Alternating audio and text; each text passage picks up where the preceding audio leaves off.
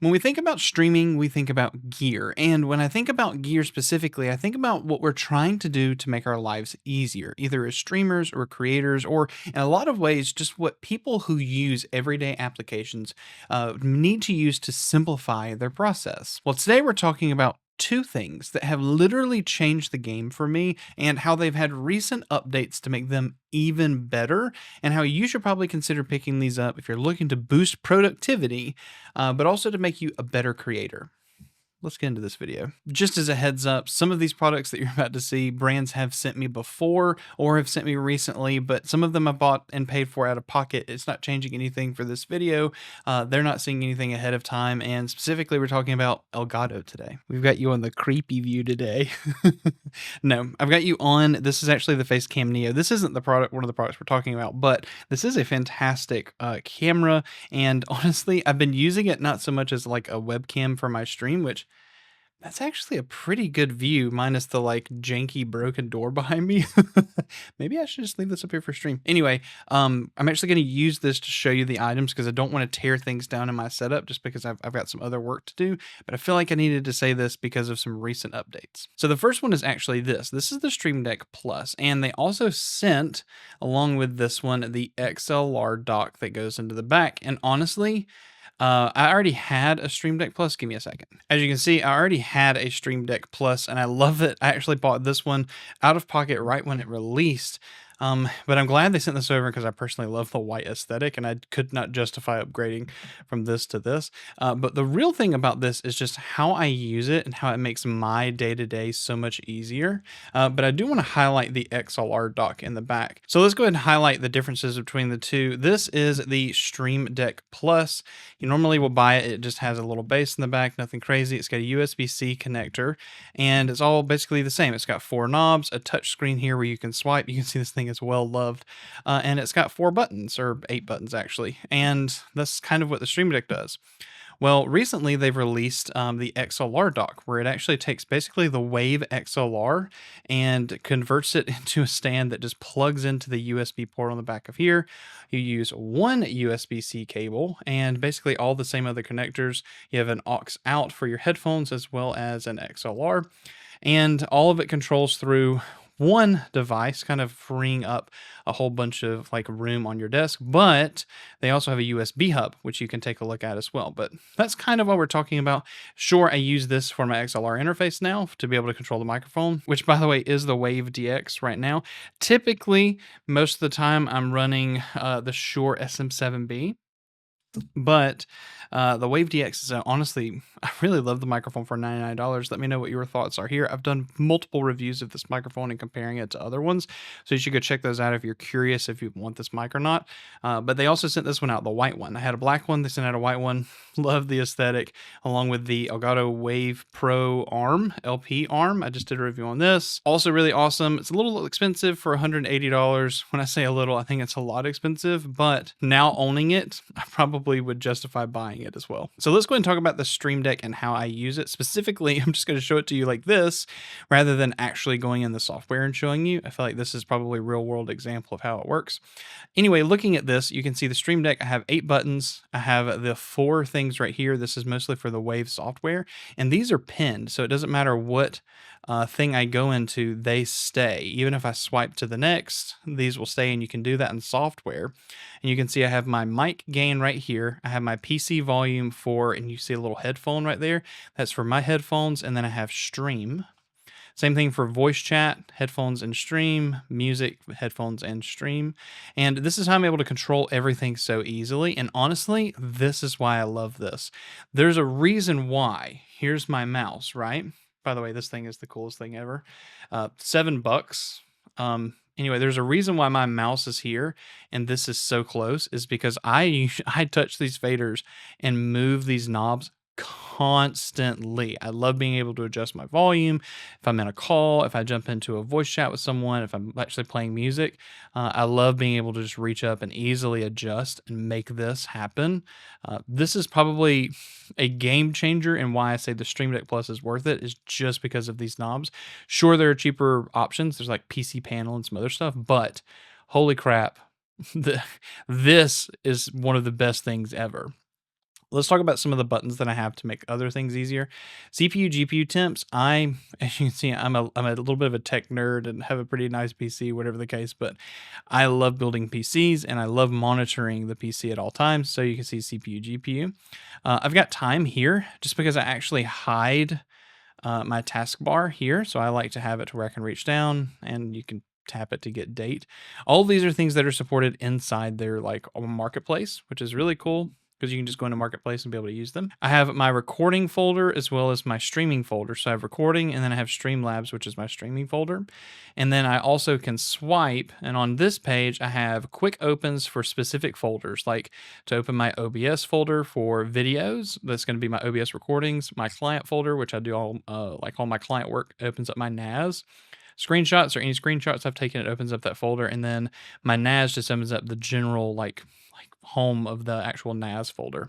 Then I have outputs and Govee. Outputs is where I want to send my headphone, headset speaker, earbuds, or the TV, which is really cool because Wave just lets you kind of readjust where everything goes. Govee is all of my stuff to turn on and off when it comes to like my little Govee plugs. So my ACAM, my key light, as well as I can just hit blue and it'll turn on the blue lights in the room, everything. I also have a white and a blue. And then I have, as you can see here, I do have a Keylight Neo, and this is where I was messing with Keylight Neo, adjusting temperatures and stuff. But back to the main page for recording, literally, like, it's so easy for me to change. I have ACAM and overhead, desktop, cam only, PC cam and desktop, cam and capture card.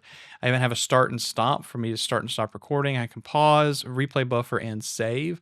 All of this right here. And if I hit one of these keys, this actually has a timer and goes back. If I hit it now, it's going to mess up. Maybe I can turn on replay buffer.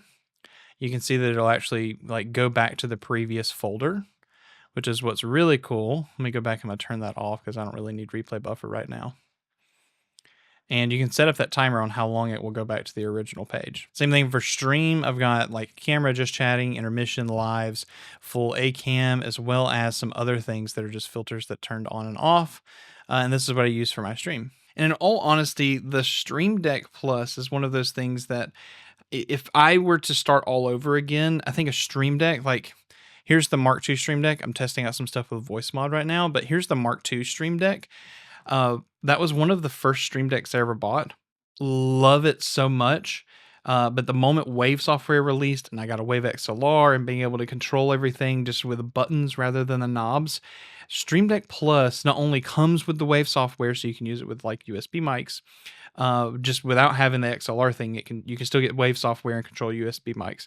But the whole customization of getting Stream Deck stuff with buttons, but actual knob adjustments is a game changer, especially when it comes to this next product. So the next product is kind of weird for me to try to show you like this, but I'll show it to you anyway. So this is the Elgato teleprompter, and I personally love the Elgato teleprompter. I think it is great. Elgato did send it over, but even in my review, I said that as the cost of it, I think it's a $300 teleprompter, and I believe they're coming out with a larger one, maybe a 15-inch. They showed it at TwitchCon. This teleprompter is one of those things that just makes you a better creator. Let me show you why. So what you can see right here is you're actually looking at me holding up the Facecam Pro, but what you can see right now is it's actually focused on the product, and what you see is how pretty it is, right?